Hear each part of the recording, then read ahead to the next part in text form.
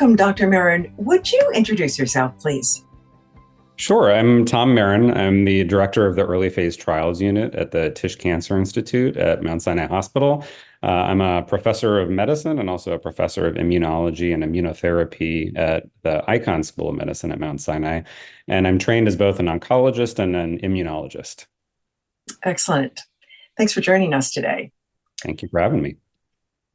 We know that the presence of certain mutations can affect lung cancer treatment options. Can you share the latest updates in targeted therapies? Sure. So there's been a lot of developments in targeted therapies as of late. Mutations in a patient's cancer can represent a potential therapeutic target. And we have increasing numbers. Every year we have new FDA approvals for typically pills that target very specific mutations and are able to either control cancer or even kill cancer. Additionally, we use DNA sequencing of tumors to identify mutations that could be predictive of a response to certain therapies.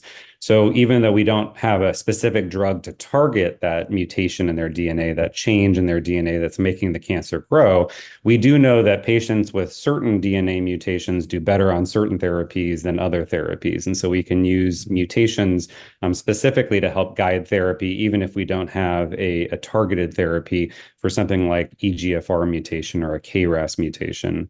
And additionally, one of the things that we do as we're treating patients is oftentimes we will give a patient with lung cancer a therapy, and then their cancer may respond for weeks, months, even years, but then it might recur or it might just start growing if it never went away entirely. And at that time, we're oftentimes repeating the genetic sequencing, whether doing a biopsy or sometimes we can do what we call a liquid biopsy, which is just taking some blood and looking for some of the DNA from the cancer floating around in the blood. And the reason we do that is that if you see a change in the mutations, it might represent either a change in the type of cancer, or it might represent what we call an escape mutation or an escape mechanism, where the cancer that had been responding to therapy X is now not responding because it changed its DNA to sort of overcome the therapy you were given. And that might suggest that we try a specific new therapy, or that we just change, our approach entirely. Mm-hmm. You've answered my next question to some degree, but I'm going to ask it anyway. How do these therapies work to treat lung cancer?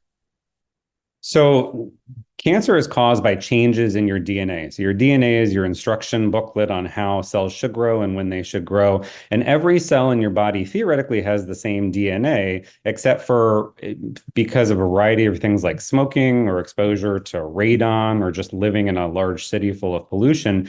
As we get older, we basically accrue more and more mutations and changes in our DNA, our instruction booklet. And while most of these changes really don't have any sequelae,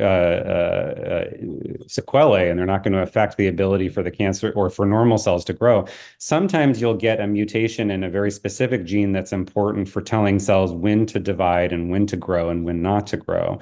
And you can think of it as a light switch, where the light switch gets stuck in the on position and constantly cells are growing, growing, growing, and that's when you have cancer.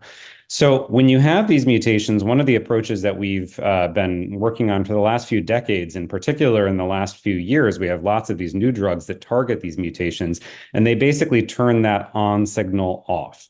So they disrupt, it's like turning the light switch off. You're disrupting the constant grow, grow, grow signal and keeping the cancer from growing.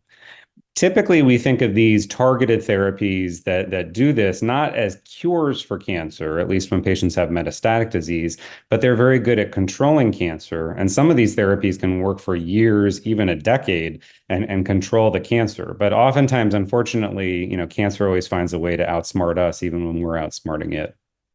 Right.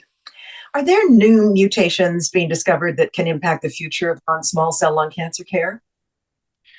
Well, I'm not sure I would say that there's a lot of new mutations that have been discovered per se. Every time that you come in and get a diagnosis of lung cancer, we typically will take the tissue. And like I said, sometimes we'll take some blood and do a liquid biopsy and look for a slew of different known mutations. And typically, we'll look for anywhere from 300 to 500 known mutations in the cancer, even though we only have drugs to treat about 10 of those 300 to 500. The nice thing, though, is that as we learn more and more about these mutations and we study them, we are developing more and more drugs to address specific mutations.